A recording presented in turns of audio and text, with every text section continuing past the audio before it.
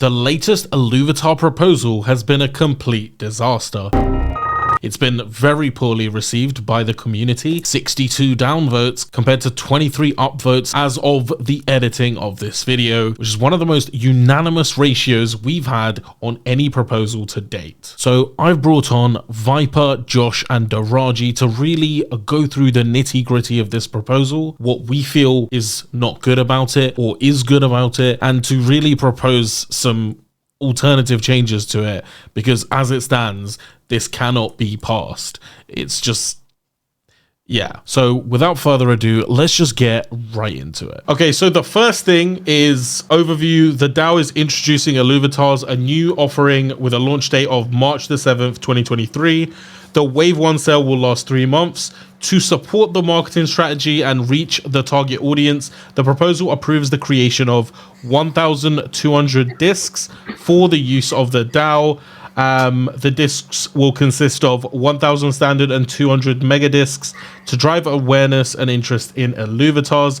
Partnership discs will be included in the sale as available. So on that part of this proposal, like, firstly, I think that it's absolutely fine for the DAO to mint that many discs at the start. I think it's a mistake not to mint more than that in total, however. Personally, like, what I would suggest be added onto this is, like, let's mint that many to give away so that during the sale, you know, we've got those to give out and do promotional things and whatever, marketing, blah, blah, blah.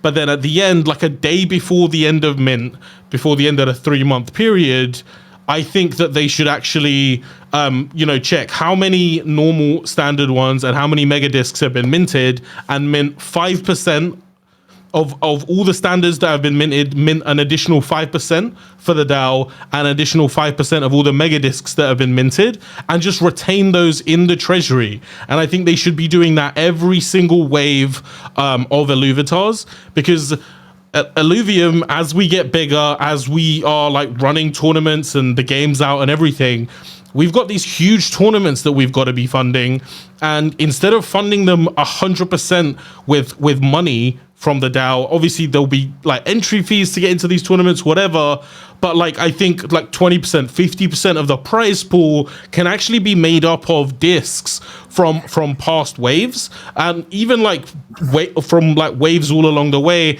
and that's just like value that the DAO can get.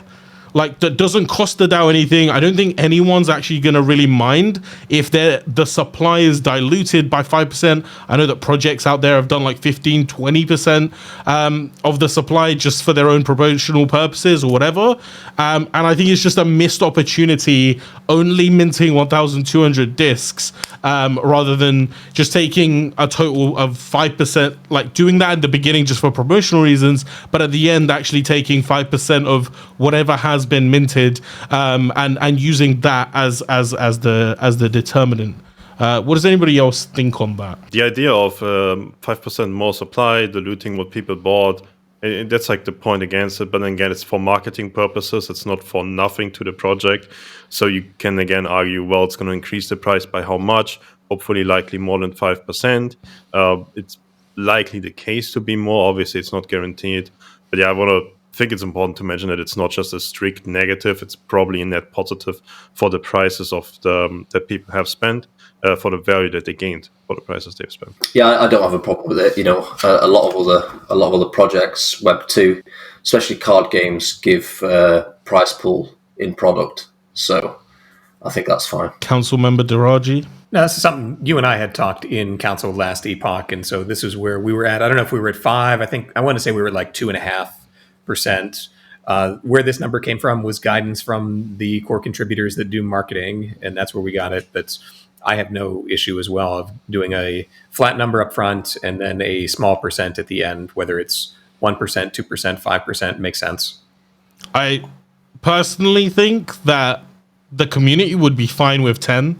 I think that 5 makes it a bit more reasonable. It's I don't think it's a dilution that anyone will like realistically feel.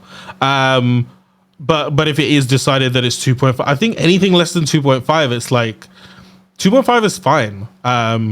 But yeah, I just wanted to put that out there, and we'll see what people have to say about that, whether that's in the comments on this video or in the Discord. Feel free to tag any one of us.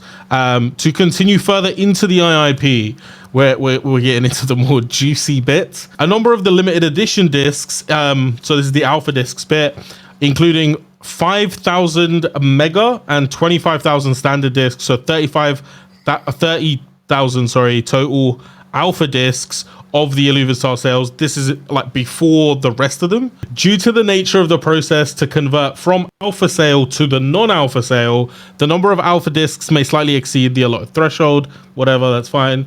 The price of the limited edition alpha disc will be 5 times the price of the standard mega discs, which we'll go into. And alpha discs will have the same functionality as non-alpha discs, but will produce portrait NFTs with a first edition stamp. Okay, I'm gonna stop there for now, and let's get a little bit into this. Viper, do you want to kick this off? You can come at this from different angles, right? You can come at this from what is the how can you produce the max amount of revenue for the DAO, as this is a product by a company and you generally want to produce the highest amount of revenue. Now, there's a question, which way do you go? Do you go with the highest quality product you can offer to people? Is always going to be the highest revenue generating one, obviously only to some extent, because you have to attach some price to it, and you want to find some price that probably makes the company and the people happy. And then on the other side, you can come at it from like, what do people like, from going from that, what do people want? What is the target audience to some extent? And I think this is where a lot of the community opinions and also the brought forward proposal probably collide, where the idea of what Illuvium represents, it's more a Web 2 / Web 1 if it comes to like strategy games, trading card games, that kind of stuff. There's people playing games with each other and having those collectible things, because NFTs pretty much transitioned to a one-to-one direct digital version of what trading cards were, like Magic the Gathering 30 years ago, Yu-Gi-Oh! Pokemon about 25 years ago. So it's where you come to what is like the basis of this, I guess. And the Web 2 trading card community would be like, wait, 5 times the price, that's not what we're used to have. And I think Web 2 in general is a bit plagued by a lot of cash, I don't want to say cash grabby, but a lot of companies are very towards that direction. We've seen a lot of Activision Blizzard pretty much trying to generate highest amount of revenue in the last 1, 2, 3 years, because they would probably sell out the company, screwing up business deals, screwing up customers in the same time. You've seen things in card games like in Magic and in Yu-Gi-Oh! Multiple times, where the companies seem to try to extract as much money as possible in the short term from their player base. And then we have where I think where Illuvium is supposed to come in as the opening for, well, we're going to do things the old school way of trying to provide as much value for the player base, for the consumer base. And therefore, I believe, from my perspective, I would think it's the best way to provide the best product. And this 5x seems to not go by what I would seem to be, used to be the successful history of TCGs and Web2 gaming, which is a tremendously growing market. But like the community sentiment has been more and more negative in the recent years, which hasn't stopped growth and revenue because there isn't really an alternative. Then again, what if there would be an alternative? And my personal thesis on all of this is more or less that Illuvium will be the alternative and will convert a lot of people. Therefore, I would hope to see this from a perspective of do it the old school way, do it the way that all of those people that have been enjoying these things for decades at this point, have been enjoying games and for decades. Like, hey, let's offer them something to convert them over, and let's not try to address the, I don't know, only Web3 more investor focused group that probably has a lot more, not even income to spend on this, but money that they see as, I'm going to buy this to hold and resell. Let's like try to attract more the people that just want to buy it for the sake of buying it. And maybe they're willing to spend more because it's going to hold some sort of value, like they're used to buying old versions of games or cards or something like that. So that's like what my idea of from a, I don't know, corporate, no, from a, not necessarily from a personal perspective, but from what I see in the industry, comes to maybe the 5x price looks pretty bad. I would assume a lot of bad press and YouTube videos and similar like that following not only from Web3, but also from Web2, which is generally very critical of NFTs and critical of crypto, to see this as negatively, which I think would just not look good. And yeah, from a highest amount of revenue perspective, I don't know if especially the crypto view would agree with this, but just like an unlimited supply would mean that, well, you're just going to buy a product that you likely think from an investor and card game and digital game like Counter-Strike skins and things like that are also resellable things. People buy them to hold value. You buy a first edition thing, it's probably going to go up in value, but you're going to give the company a whole lot of money up front to eventually sell it a year, 2 years, maybe a month from now in the future. But it still generates a whole lot of upfront money to the company. Therefore, to me, the logical way of thinking would be unlimited supply and the same amount of price as the highest amount of money, plus making the community happy, essentially. That would be my rant take on that. Yeah, so I have much the same view. My problem is with the alpha discs, not retaining that alpha status. Part of the whole thing with NFTs is you kind of have control of the digital asset you buy. If you are buying a alpha pack and then it is then becoming a not alpha pack, especially if you've bought it at a higher price, as is proposed, I find that just bad optically. I think it'd be perceived by the wider communities outside of just crypto as bad. I think it would probably damage the brand. And I see Illuvium as always being Web3 done correctly. And I think this is a step back.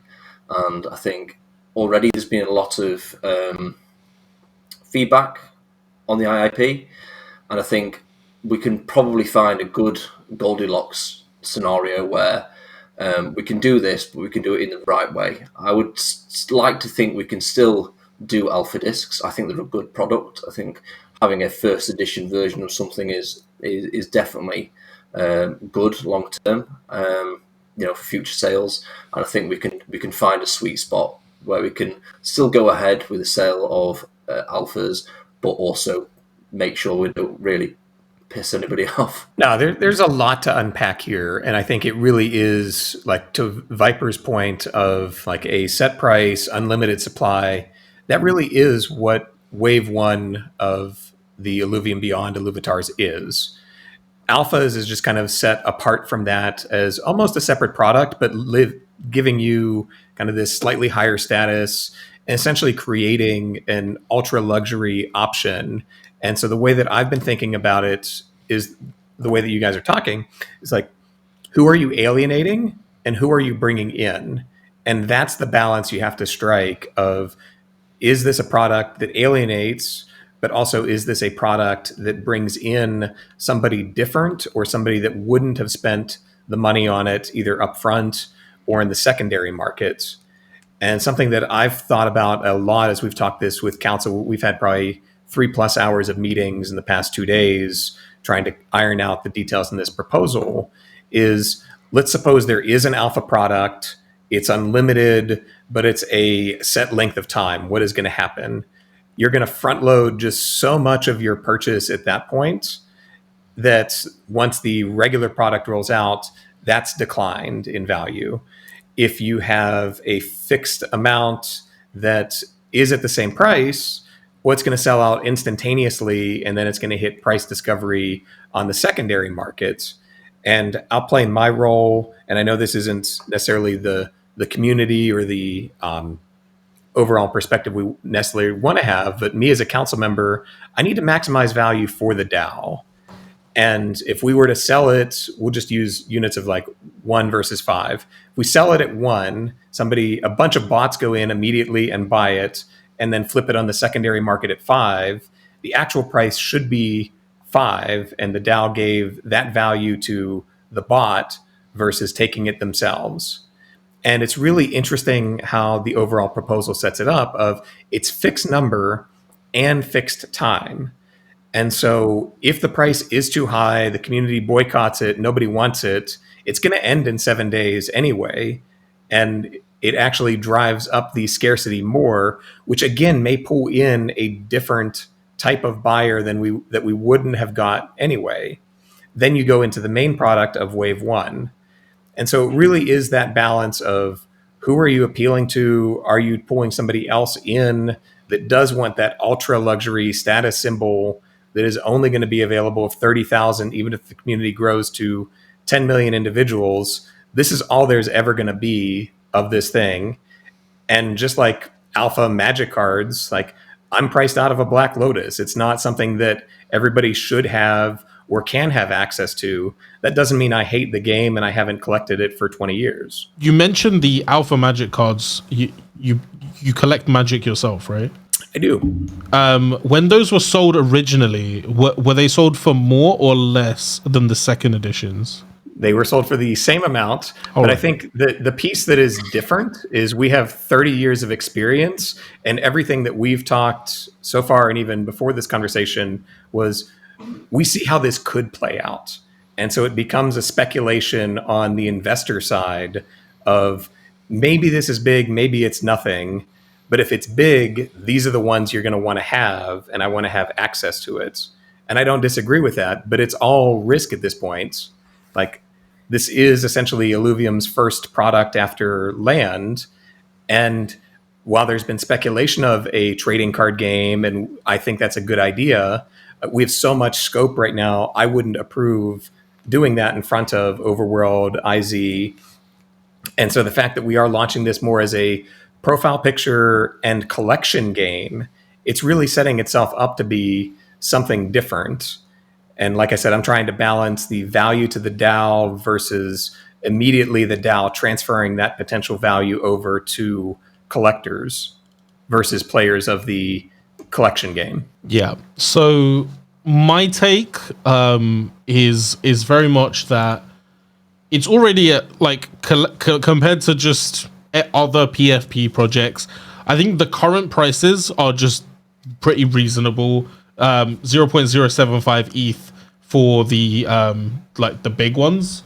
Are they a mega discs, and then 0.015 for the standard, which is like reasonably cheap when it comes to PFP NFTs, which is pretty. But when it comes to like pack of cards, I know that it's only potentially a card game, and there are other ways that they can like find ways around it. But from a collector standpoint, like it's better to have a first edition than a second edition. But like collectors do expect first editions to cost the same as a second edition. If there is enough demand for this product that it's worth 5 times what is currently like 5 times like just the starting price, then but like, why are we at all just creating this artificial scarcity on it? Why are we setting it to 30,000? Instead, I would propose set it to 7-day limit as is, but just mint an unlimited amount, however many people want to buy. That way, like you're not like outpricing people, you're not alienating anyone. But then you also mentioned, but what if people just buy it for that price, and then the moment that sale ends, what if it's worth 5 times more and like the DAO has lost that value? Well, I would say the DAO hasn't lost that value, and the reason is because there's an unlimited supply in that 7 days. So I don't think that people would just buy 30,000 in total if they were at the same price as the normal ones. I think that they'd easily sell 5 times more, or even 10 times more and above. So the DAO would actually end up raising more money. I'm also an investor. I want the DAO to raise as much money as possible, but it would also be within Illuvium's ethos of like a completely fair launch. Everything is fair, and like nobody's just like extracting value from people. And it's the fact that like, first editions, we've seen in other things that they can end up being worth more. So our first editions, they cost 5 times more because we're going to take that value up front. And it's like, I don't think that's a good look on any level. And I think that like overall, like selling them at the same starting price as the others, people will put all of their demand in rather than like only some of the demand because there's a capped supply.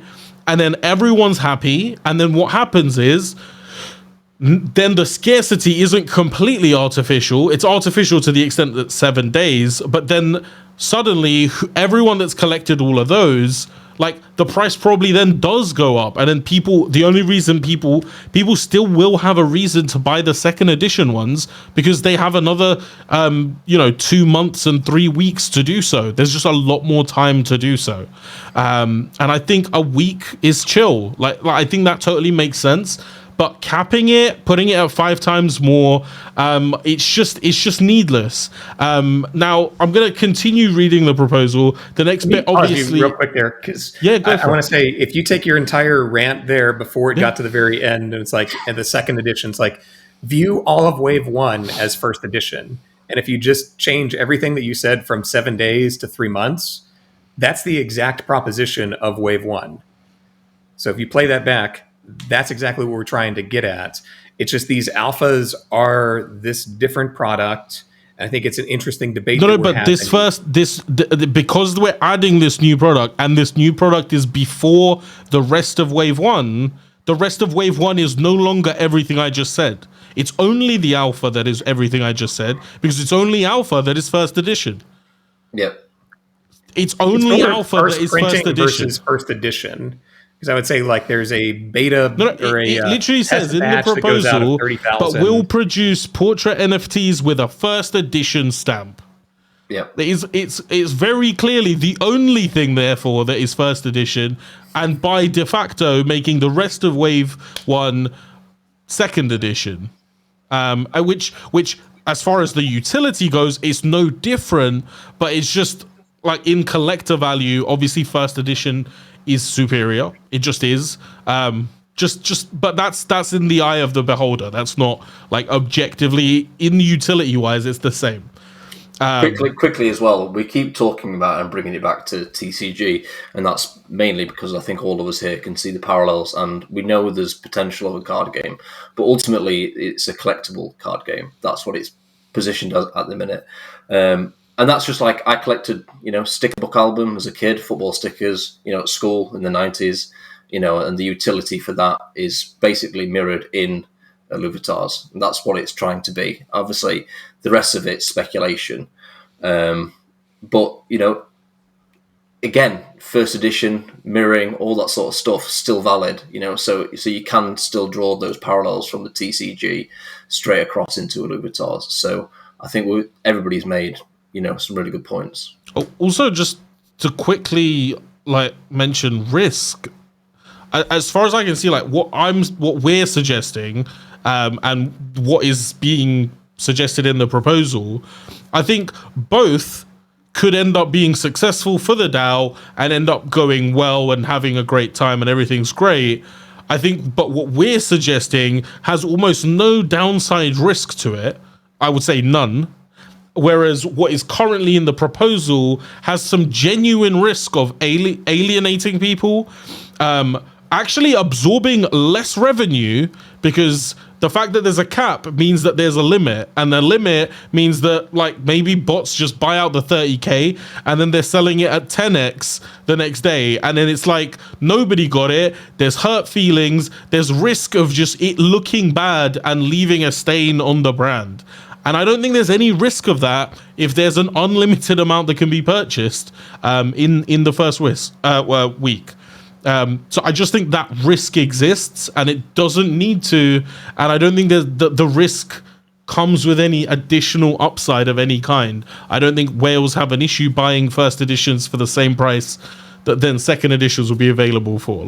They're still going to want to buy them. They're going to be like, oh, this is so much more expensive, it must be better, I really need to buy this. I don't think that is going to be much of a thing. I think we all can agree, though. I think we agree anyway, that the idea that you would not allow the packs to retain the alpha status, though, would exclude the type of collector that likes to purposely buy sealed goods, toys. I've got a bunch of pop vinyls here, and my nephew buys them me. I never open them. There's plenty of people that collect stuff like this, never open them. It's the same with, TCG, CCG, all this sort of stuff. They keep this stuff, they open stuff as well. They want a fully finished album, but they buy a bunch of packs as well just to hold them long term because they would like to have part of a collection. And ultimately, if you take that away, you're less likely to get those types of people to buy. Okay, let me read the next bit because that obviously speaks to what you're getting into. So alpha discs will also receive the following. So this is another thing to set them apart beyond the fact that they are like having a first edition stamp. 1, the ability to claim an exclusive alpha emote. Cute, but nobody asked for it. 2, receive a chance to get an exclusive alpha skin. And just another gacha. You're entering a prize draw. Nobody's asked for that. I just want the first edition. I don't want to pay more for that, but it's being added to the price. And 3, will be entered into a draw for the chance to win an all expenses paid trip. Blah blah blah. It's just another potential lottery thing, which like all of those 3 additions just seem like things that have been added to justify this 5 times price in some way. I think those are all services that you can just like frankly the entered for a prize draw to win the all expenses trip, you can include that in the entire set. It doesn't even have to be in just the alpha set. Include it in just the alpha set, that's fine. I personally don't mind the alpha emote being included as is. I like whether they want to include these or not. If they reduce the price to just 1x and just keep it simple, I don't think anyone cares about these prizes as much as like that sounds like how it sounds. I'm buying an Illuvitar, I want my disc, and I think that's the main that's my take on that. And the second part of that is alpha discs will be available for 7 days from the start of the sale or until sold out. Alpha discs will transition to non-alpha equivalents at the end of the alpha disc sale. This will be clearly indicated on the Illuvitar sale page. And now this bit is a tad shocking because like currently it's being offered at 5x the price. And if you buy that but don't immediately open it, at the end of the 7-day sale, those cease to be alpha discs and just become normal discs. Just for the reason of missing prints. We'll get into missing prints, but I think let's cover just this for now. Viper, why do you think that alpha discs should not be available for only 7 days to open? I think on a maximizing income / making people happy argument again, well, like you said, there are going to be people that just want to buy and hold them. I've personally heard from a lot of people in Discord, myself including, that had that intention in general, just like buy some, don't open them, hold them, because opening a pack of cards is usually a net negative, but if you hold them over a very long period of time, it's a net positive, as it has shown in like real world equivalents to those things. So that is like a strategy for people that then want to spend money on the product, which in the alpha disc thing, okay, it's a limited supply, so maybe it doesn't matter that you would attract more people if you're already filling your orders anyways. We can argue if that's like in the fixed supply thing, maybe it doesn't matter, right? Maybe we attract enough people anyways, but maybe we don't, and then you want to have more buyers. And also on the price finding thing, I wanted to mention the land sale was essentially a very fair, consumer-friendly Dutch auction where you had a free market price finding of figuring out how much want people pay for this, right? So you arguably maximize the amount of revenue while not pissing anyone off. So I don't know how technically difficult it would be to implement something like this here, but other NFT projects have done what there's like a fair Dutch auction. You just have like X amount of supply, the price keeps going down, people put in I want to buy at this price, and whenever the last amount of price is put in, then people get refunded whatever they paid extra. So everybody pays the lowest price, and it's like a race, like what is it, like a race of chicken, like who bets the last pays the least, essentially, or something like that. Or do you just buy at higher price and you're okay and so on, right? But yeah, that's like a pre-market price finding to the thing where Deraji said you want to maximize the revenue for the DAO, and if you sell it too cheap, then the free market will just determine it should be way, way more. While on that, you kind of get the free market price without like gambling about what is the free market price, I guess. Again, technically, I don't know how possible that is in the short period of time. I kind of want to jump back to some of the section that you read there and kind of touch on a couple things, because that was a dense section. And I'll say, like, the value that was added to the alpha discs of it gets the first edition stamp, it gets the emote, it gets the chance at the skin, it has the trip, and you're like, I don't like those things. Like, not every product has to be for everybody. And I think there are people that are going to love, like, I'm one of 30,000 people that when I win a game of PvP that I can emote with this, like, that's something they may be willing to pay a couple $100s for. And essentially that's included with the purchase of Alpha Disc. Maybe you don't, that's not for you, but that's the thing. Like, not every product has to be for everybody. But what if the first edition stamped Alpha Disc is for me, but all these other things that have been like tacked onto it as a bonus for me just seem like bloatware that's just making me have to pay more for what I want? I would. It's still a question of, is it worth the price to you? Like, I only want a third of the thing that I'm buying. I buy it because I want to pay $600 for it. I'm going to throw away 2/3 of it because I value a third of it at $600. That's kind of the question.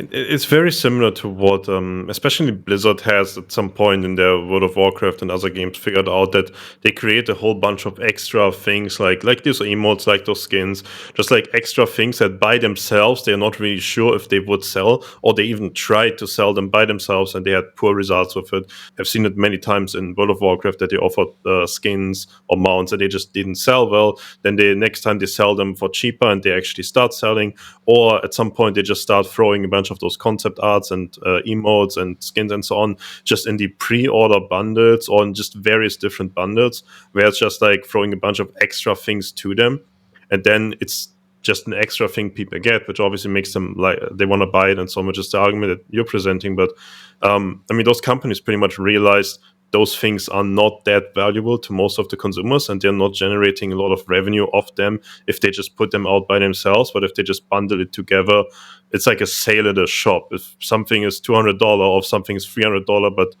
33% reduction, people are like, oh, it's $100 cheaper. Now I can afford it. So it's more of a marketing thing than I want to say it's something that provides real value to people, which again, I don't disagree with, but it's just in traditional gaming, it's been shown that it is there and it's not super effective as well, to Vetemor's point. I look at it like I've seen a lot of NFT projects bundle these sorts of things, like mint this many, get a free watch, or if you buy this many, you'll be entered into a raffle to get a MacBook, or you'll get a trip to somewhere, in a hotel, and it's not quite as bad, but it's almost like that. And I think you should just let Illuvitars stand on their own 2 feet.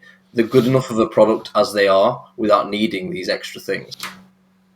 Like, let the product talk for itself, I mean, I don't mind the alpha emote being thrown in there. It's not a lot, but it's not a lot of effort on the studio's part to create that alpha emote. And additionally, like, I play Modern Warfare 2. I pre-ordered it. I played in the beta. I have a bunch of stuff from the beta that other people don't have in the game. That stuff is kind of trash. I don't want to use any of it. I don't want to use any of those skins because there's newer skins that are in the game, and like, I'm not dunking on anybody by flexing that I was in the beta. Like, no one cares. And so this has no value. Like it's something that almost nobody will ever use functionally. And like it really is I think it's a cute thing to give as a bonus to anyone that participates in this, but that doesn't justify the price. Receive a chance to get an exclusive alpha skin. I think that's super cool. It doesn't justify any addition in price. That's something that you just throw in there, will be entered for a draw to win an all expenses paid trip. You're going to raise millions from this. An all expenses paid trip is nothing. Like, it's one all expenses paid trip for 2 people. Like compared to the cost of that's going to be raised here, it's an insignificant cost. So all of this is basically like, I don't think it's like, I think it's a nice bonus that feels like, oh, that's nice, you know. But then when you see a 5x price increase, you're like, I don't want that. Get it away from me. Give me my product for the price it's supposed to be. And the only thing that I perceive that I'm actually getting as value from this 5x price increase that you've circled back to multiple times is the prestige of being only one of 30,000, owning only one of 30,000 of these things that will be first edition. And I'm not saying that like there isn't a market for people that want to own something that is that scarce. There definitely is in crypto. I just don't think that actually maximizes the revenue that the DAO can raise from this. And just to move into the next bit of the missed prints, so within the 30,000, that level of scarcity is such that it won't even within the 30,000, there won't even end up being a first edition of every single type, and so therefore we're actually going to force people to have to open their discs so that we can see which ones are missing, so that we can at that point make mint artificially to fill in all of those, and we're going to sell one of one versions of the missing prints, and those are also auctions that can also raise additional revenue for the DAO. Now, instead of doing that, if we had it uncapped, like unlimited, buy as many as you want for the starting price, I think we'll sell more than 5 times the 30,000 written here easily. I do believe that there is a lot of SRV2 that needs to be burned, and this will be a great burn mechanic for it, as well as to raise ETH, which we need to increase the runway. And moreover, what we can then do when it comes to the missing prints, just I think those alpha discs, if they're not open, should just retain their alpha status, because that's the value of them. Like, that's why people buy like packs of cards that are first edition. Like, it's literally like part of the sales premise is the fact that they don't want to open them and they want to keep them, and we're taking that away from people and overcharging for the right to do so. Instead, let's just charge the normal amount, raise a ton, and then when it comes to the missed prints, we don't know what's going to be missed. Probably nothing will end up missed, just because, you know, there's going to be a lot more sold. But just in case, what we can do is the DAO can then sell, once that week is over, one of every single combination that exists, which is in total more items, and it would be an alpha version, first edition of every single combination that exists. And that way, anyone can just have a bidding war for those, and some of those will actually end up being one of one, but just in that bidding, like they're just sold as a one of question mark, you know. And that's actually an idea that Josh had, and I think that's a great idea. Because that way it solves all the issues, and we don't have, people should be able to buy a pack of cards and not have to open it. And if they forget to, for God forbid, it's the 5 times that they paid for it. Like, they still get their bonuses, but they lose the first edition and everything that really matters. I totally agree with that. And I'll say I'm actually one of those collectors that has a bunch of unopened Magic the Gathering packs. Like, that was actually my intended buy with the alpha discs, was to buy a couple just to hold forever. I think there may be a compromise here, and I think this is something that we need to talk to the technical team on, of have a website that tracks the opening and see how many have been open, what hasn't been discovered yet. And the intent of that missed prints auction is to happen after 3 months. And so basically have alpha sale, wave 1 sale, missed print sale, and then move into next things that aren't part of this proposal. What could happen there is you have the 3 months, you have 30,000 alpha discs, and you say, okay, at this sale, 28,000 of these things have been opened. There's 2,000 that haven't. These are the things that haven't been discovered yet. We're going to auction them. But It's an extremely low drop rates. It may not be one of one, but it still adds that value to the auction while retaining the potential value and retaining the buyers and collectors like me and some of the other folks here of hold that pack unopened with that as an option. And there's still very low likelihood that some of these things are going to be minted. And so I still think you probably don't lose extensive value of knowing it's a one of one. It's also part of the forever. gamble, which is all the more fun, right? But you certainly add that value back to the investors, the collectors that are buying some of these 5x things. Like if that was come back in, I bet more people would say, okay, the 5x price probably isn't too far off. And it goes back to some of the things that you were saying of like, okay, these other pieces don't add value to me, but what is the value of saying 1 in 30,000? And if that's not something that interests you, again, this may not be the product for you. And a lot of what you described is just how wave one is intended, excluding alpha. But so I have no issue with, theoretically, if there was this massive market for this exclusivity. But what I'm concerned about is this has just a negative, it's just a bad press. It leaves a bad sour taste in the back of some people's mouths. They just don't like the look of it. It just feels like a cash grab. And I want to use that word because it's visceral. And frankly, that's how people... I don't want people to feel like Illuvium is a cash grab. I want people to feel like, you know what? Illuvium, they do everything fair.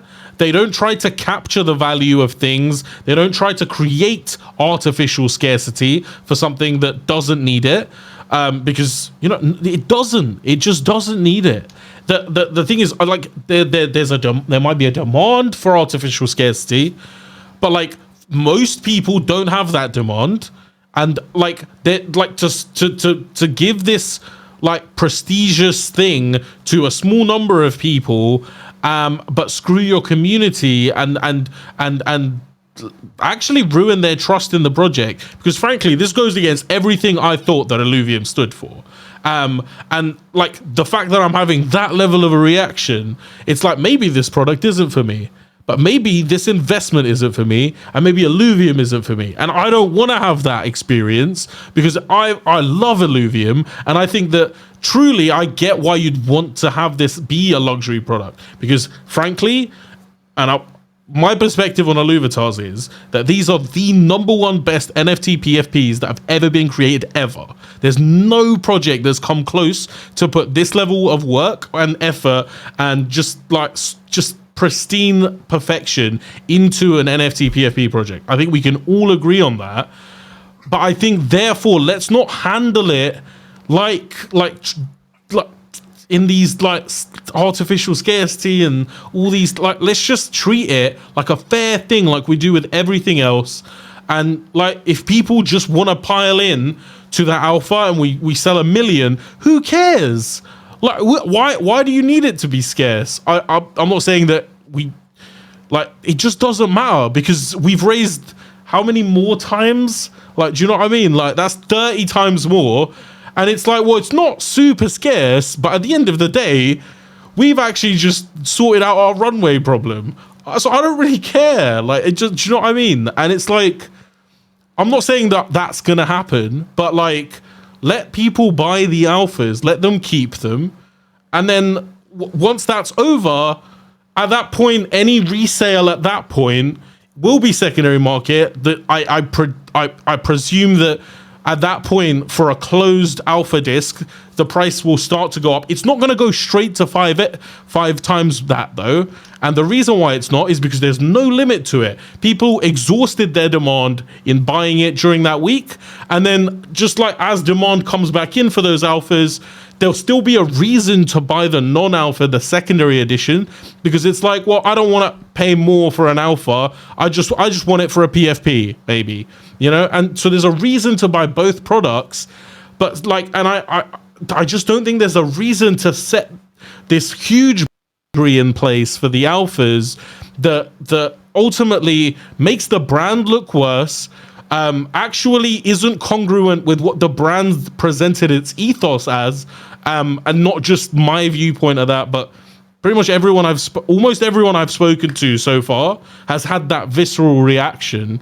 So, like, if we're having this reaction and we really care and love Illuvium, like, just your average gamer, like, they're brutal, man.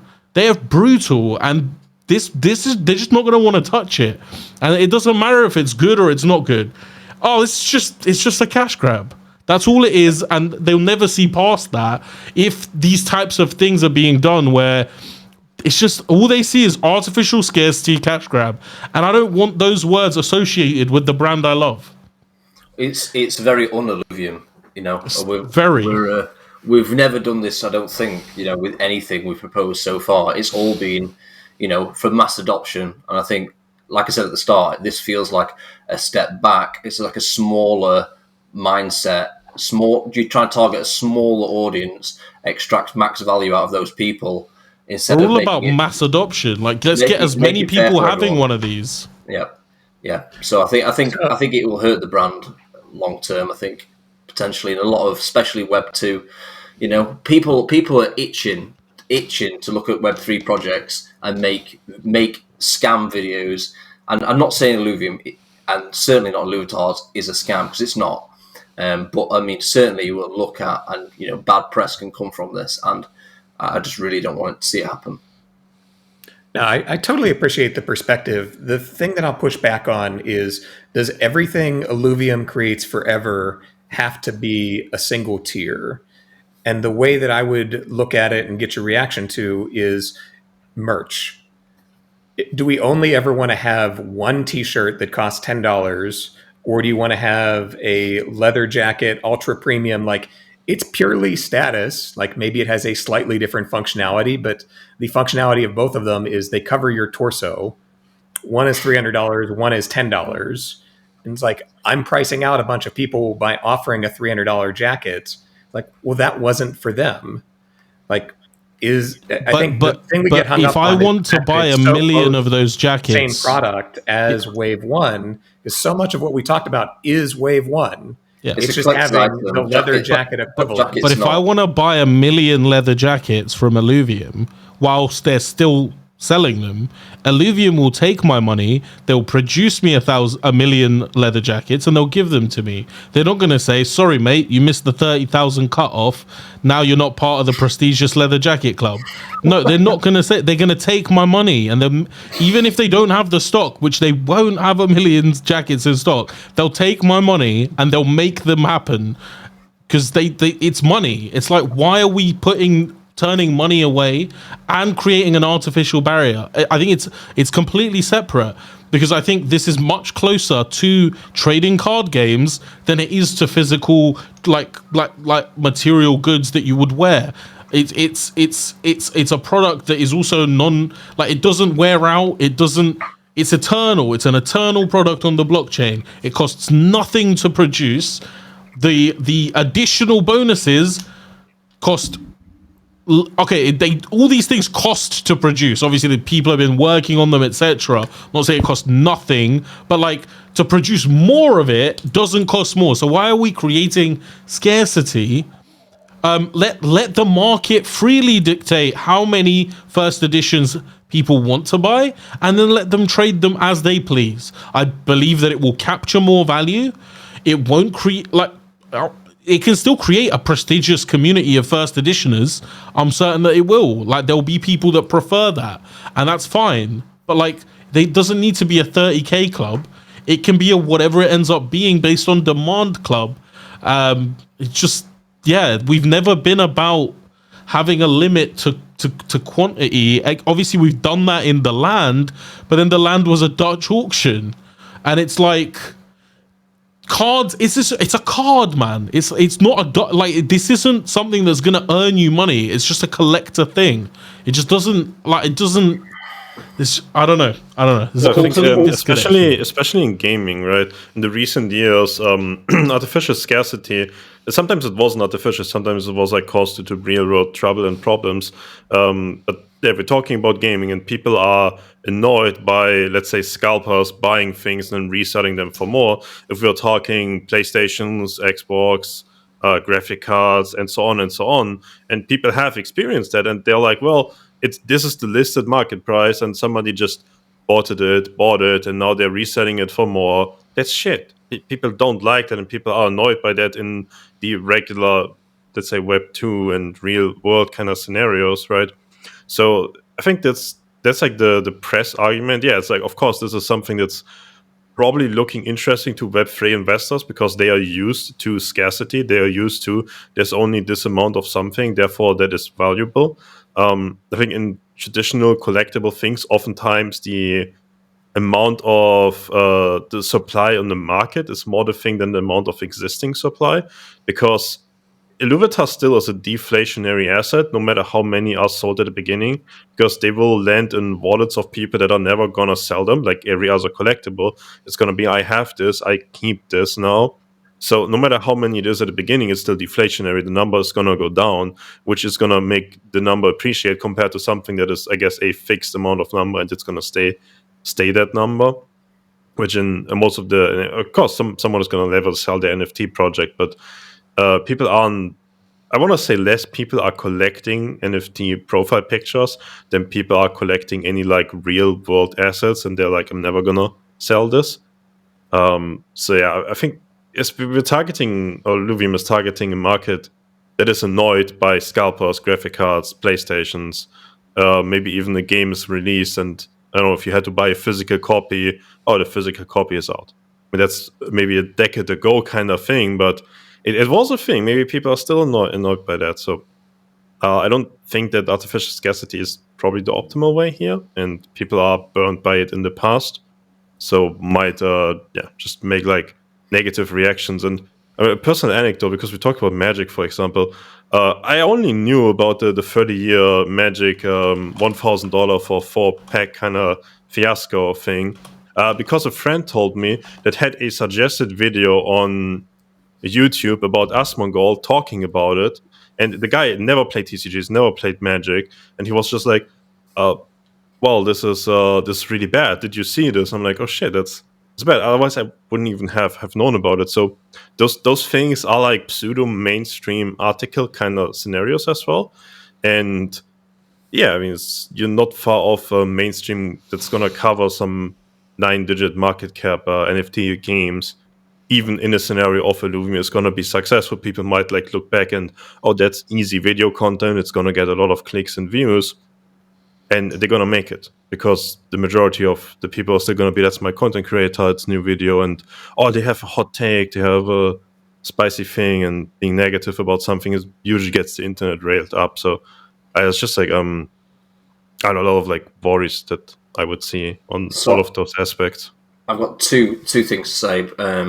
So one goes back to the comparison with merch. I mean, technically, we do have the Illuvitar metal prints. So those people who want to buy a higher, or spend more money on a better product or a luxury experience can ultimately buy the mega disc, as many as they want, make that perfect Illuvitar that they want to make, or buy it off the open market, and then just go get that printed. That's an option for those types of people. You've got that option there. And then the second thing I want to go to talk about is, again, goes back to the pack opening. We discussed this briefly, all of us. But again, if you let people collect these alpha discs and retain them as alphas, later down the line, people are going to do streams and open these things, and particularly just because they are that first edition alpha pack, they're going to do streams, they're going to open it up. Yes, they might have bought it off the open market from some dude for a little bit of an inflated price, but they're going to think, maybe I can get that. There's only one of these in circulation. There could be more in those packs that have been left over.